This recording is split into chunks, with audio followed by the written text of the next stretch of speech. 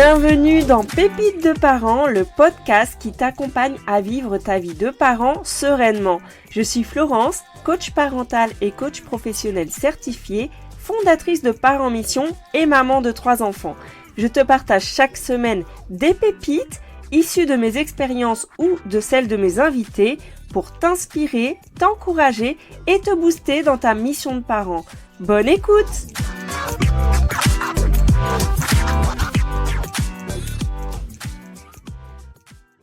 Certains diront que les enseignants font leur métier et que ce n'est pas nécessaire de les remercier, ils sont payés pour ça.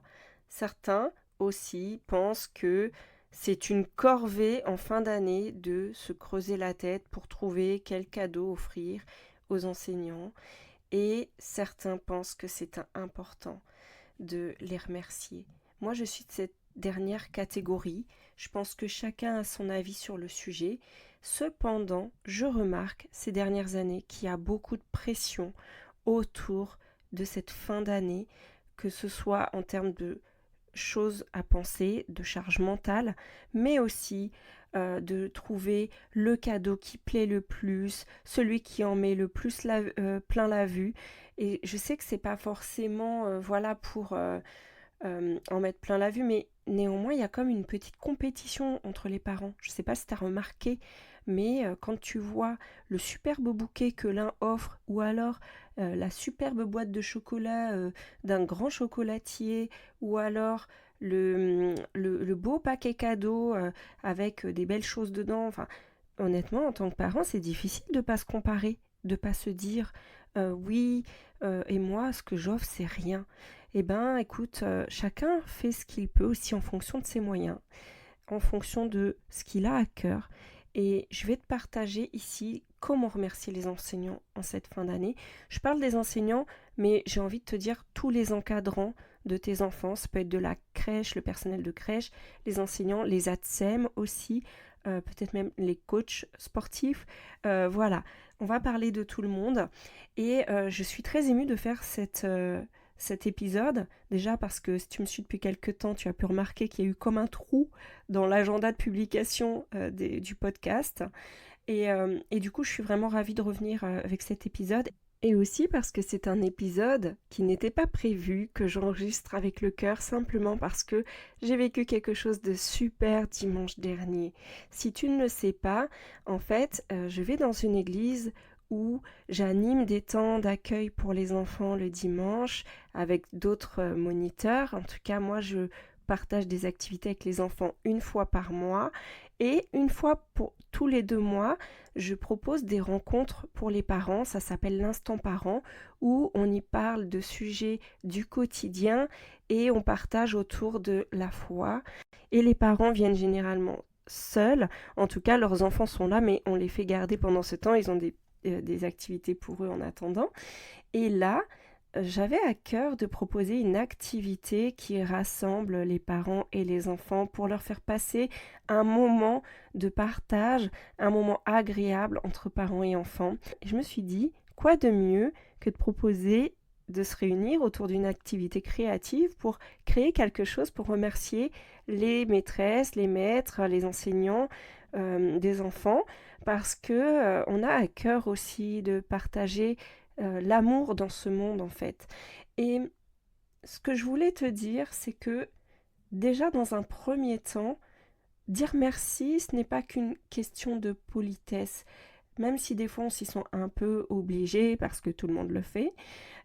C'est aussi une source d'encouragement. Remercier le travail des enseignants, des ATSEM, du personnel de crèche ne coûte pas grand-chose et ça procure beaucoup. Le but, c'est vraiment aussi de remarquer le travail qu'ils ont fourni, même s'ils sont rémunérés pour ça. Je pense que si dans ton travail, ton manager ne te remerciait jamais, ton manager ne reconnaissait jamais ton implication, ça te manquerait. Et d'ailleurs, peut-être, probablement, tu le vis. Donc, tu vois à quel point c'est important. Et aussi parce que les enseignants manquent beaucoup de reconnaissance, ou alors ce n'est jamais suffisant finalement. On n'a jamais trop de reconnaissance, je pense. Mais vraiment, ce simple mot, ça peut avoir une grande influence et leur donner la force de continuer. Et quand je préparais cet atelier, j'étais en train d'installer la salle et à ce moment-là, j'ai une amie qui est enseignante et qui est aussi directrice d'école et qui est venue me voir et je lui ai partagé la vision que j'avais dans cet atelier et elle me disait, mais moi vraiment je suis toujours touchée quand un enfant a pris le temps de faire quelque chose pour moi. C'est vrai que les cadeaux ça fait plaisir, mais souvent on reçoit les mêmes choses en double, en triple. Et ça fait plaisir, bien sûr, mais quand un enfant a pris le temps de faire quelque chose, vraiment, eh ben, ça me touche encore plus. Et ça, c'est un message que j'ai envie de faire passer. C'est quand on fait quelque chose de personnalisé pour quelqu'un, l'impact est vraiment différent. Et j'avais eu cette vision parce que ma fille avait écrit une lettre pour une de ses maîtresses qu'elle avait reconnue, qui était passée sur des réseaux. Et du coup, elle avait envoyé une lettre à cette maîtresse qu'elle avait eue en maternelle. Déjà, nous, on a toujours écrit des mots en fin d'année pour les maîtresses, mais là, elle l'a fait hors contexte, tu vois. Et, euh, et en fait, cette maîtresse, quand elle l'a reçue, elle a dit que cette lettre lui avait fait extrêmement de bien, parce qu'à cette époque-là, quand elle l'a reçue, elle était découragée. Donc on ne mesure pas le pouvoir des mots, mais les mots ont de l'importance. Les mots ont un pouvoir aussi bien pour les mots qui blessent que les mots qui font du bien. Sauf que les mots qui font du bien, on les retient beaucoup moins facilement que les mots qui blessent. Donc j'ai envie de t'encourager à semer des bonnes paroles, des encouragements, des paroles de reconnaissance. Et peut-être que tu manques d'inspiration, peut-être que tu manques de temps. Et si c'est ton cas, eh bien je vais te dire ce qui s'est passé lors de l'atelier. Moi j'ai simplement amené du matériel, pas mal de choses. Et j'avais des enfants qui allaient de 2 ans à 9 ans. Autant te dire que c'est pas les mêmes choses qu'on fait avec un enfant de 2 ans qu'un enfant de 9 ans. Il y avait des mamans et des papas. Et qu'est-ce qui s'est passé? J'ai même eu une maman qui finalement n'a pas pu venir, elle était dégoûtée, je pense qu'elle avait très très envie de faire une activité créative et elle a dit je vais demander à leur papa s'il peut les emmener quand même et c'est ce qui s'est passé, il est venu et, euh, et en fait moi ce que j'ai vu c'est déjà des mamans qui ont eu à qui ça a fait du bien. Une maman m'a dit à la fin, à moi aussi ça m'a fait du bien de me poser sans réfléchir à toutes les choses que j'ai à faire. Et il y a les papas qui étaient là, étaient vraiment aussi très impliqués. Et c'était vraiment un bon moment de complicité avec les enfants. Ils étaient à la découpe, ou alors même en train de trouver comment mettre la colle pour coller des paillettes dessus. En fait, voilà. Tu vois, il y avait vraiment plein de choses. Des gommettes pour les plus petits, comment que ça s'appelle? Du play-maïs, voilà, des feutres. Il y avait de l'aquarelle, il y avait des paillettes, il y avait même des bâtons de glace, c'est pour te dire, j'avais pris les bâtons de glace en me disant, j'ai même pas prévu un modèle pour faire un truc avec, mais j'ai même pas eu besoin. Qu'est-ce qui s'est passé en fait? Les enfants, vous n'imaginez pas à quel point ils sont créatifs. Dès lors qu'on leur permet de l'être, ils le sont. Bien sûr, j'avais prévu quelques petits modèles de choses, notamment avec l'aquarelle. J'avais prévu un massicot pour découper, une plastifieuse, on pouvait faire pas mal de choses. Donc c'est vrai que ça nécessite un petit matériel, mais je me suis dit, tous les parents n'ont pas le matériel chez eux et ça demande un investissement. Et moi j'ai plein de choses parce que je fais des activités avec les enfants. Donc j'ai fait des colonies aussi, donc voilà, j'ai pas mal de matériel, donc je vais le mettre à disposition et on verra ce qui se passe. Eh ben c'était génial, chacun a fait des choses vraiment différentes. Il y avait aussi du papier coloré et, et en fait j'ai envie de te dire, des fois il y a des choses qui coûtent pas très cher, il y a des magasins qui sont... qui proposent des choses de loisirs créatifs vraiment à prix très très abordable. Et du coup, même tu peux utiliser du matériel de récup chez toi. Fut un temps où mon mari, il savait plus s'il devait jeter les choses ou pas. Tu sais, les rouleaux d'essuie-tout, les rouleaux de papier toilette, les cartons de paquets de céréales ou d'emballages divers. Eh bien, ces choses-là, on les jette et des fois, on peut faire des choses avec. Voilà, c'est juste, je te passe le petit message, mais bon, des fois, ça coûte pas grand-chose. Et donc, euh, les enfants étaient vraiment pleins d'imagination. Des mamans se sont détendues, et puis il y en avait certaines, on sent que, tu vois, elles aiment les loisirs créatifs, et je te dis, les papas étaient hyper impliqués, ils étaient à fond, et vraiment, c'était un bon moment. Et si je peux te partager, voilà, quelques astuces pour organiser ça, c'est pour que ce soit facile dans ton quotidien à faire, c'est déjà de pas mettre la barre trop haut, de simplement remarquer qu'est-ce que ton enfant il aime faire au quotidien. Est-ce que ton enfant il est plutôt à faire des choses avec du dessin? Est-ce que c'est plutôt bricoler? Il y a une enfant qui a bricolé carrément une maquette d'école. C'est pour te dire. Et c'est la première qui a demandé les bâtons de glace. Elle a collé des bâtons, elle a découpé des murs, elle a fait des fenêtres, elle a utilisé le plémaïs pour faire des arbres dans la cour. Voilà. Donc une activité qu'il aime faire en ce moment. Ça se trouve que toi, il aime écrire, ça se trouve qu'il aime dessiner. S'il aime écrire, en ce moment, il s'entraîne à l'écriture, peux lui faire une lettre sur une jolie carte que tu décores. Voilà. Mais deuxième astuce, c'est vraiment de lui faire confiance. Si tu as besoin, tu peux chercher quelques modèles sur Pinterest, sur YouTube, tu peux trouver des tutos. Et là, il y a pléthore. Ah oui, tu peux trouver même des simples coloriages sur lesquels tu colles des petites choses et ça fait déjà un truc super. Ensuite, troisième chose, les écrire. Je te disais le pouvoir des mots. Pour que ton message ait un impact, ce que tu peux faire, c'est penser à la personne à qui est destiné ton cadeau. Pense à trois qualités qu'elle a. Est-ce que cette personne, elle est plutôt douce? Est-ce qu'elle est pédagogue? Est-ce qu'elle est... tu l'as trouvée très impliquée parce qu'elle a organisé une sortie scolaire? Est-ce que tu l'as trouvée vraiment au petit soin avec ton enfant?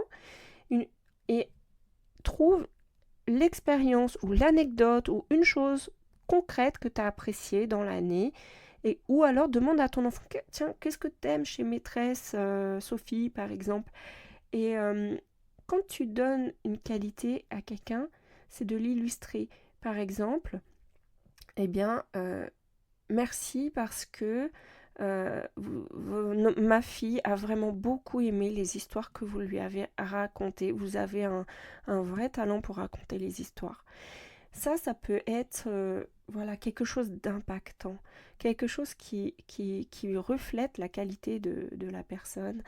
Et pourquoi je te dis ça? Parce que je te le disais, souvent on parle de manière soit un peu trop générale et du coup bon bah ça fait plaisir, mais quand il y a une expérience concrète c'est plus impactant. Et aussi parce que des fois si c'était un peu tendu dans l'année avec l'enseignant, j'ai une maman qui me disait qu'elle aimerait bien lui dire voilà que elle soit plus douce, tout ça, parce que des fois elle est un peu sèche.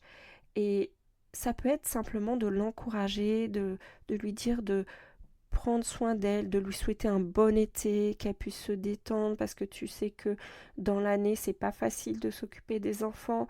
Faites reconnaître aussi que c'est pas un métier facile ce qu'ils font. Eh bien ça les encourage. Et donc voilà.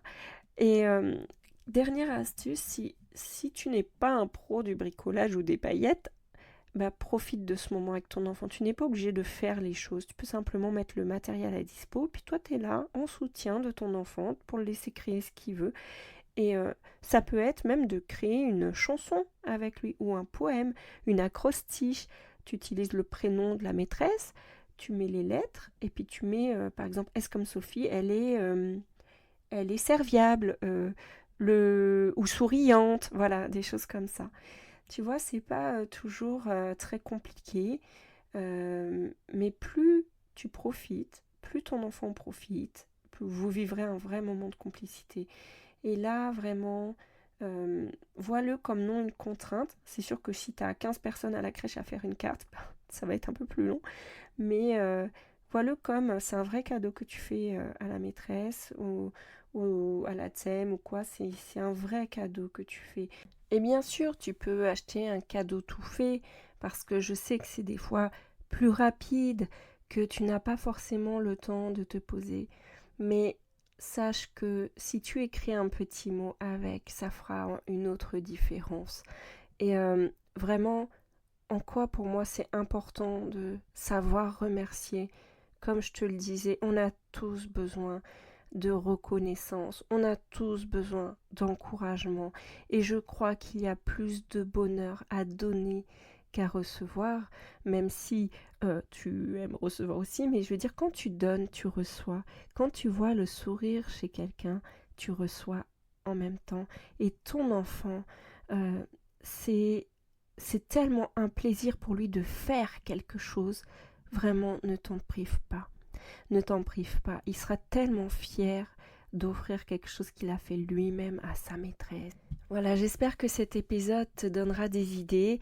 Dis-moi ce que tu as pensé de cet épisode sur mes réseaux ou en réponse à ma newsletter. Je serais ravie de te lire. Et en attendant, je t'annonce que tout l'été, je te partagerai une astuce par jour sur mes réseaux, sur Instagram, Parents Mission et sur LinkedIn, Florence Saul, pour t'aider à être un parent serein tout l'été. Donc, d'ores et déjà, dis-moi sur quoi tu aimerais que je te partage mes astuces. En attendant, je te souhaite une magnifique journée et je te donne rendez-vous lundi prochain pour un nouvel épisode des Pépites de parents.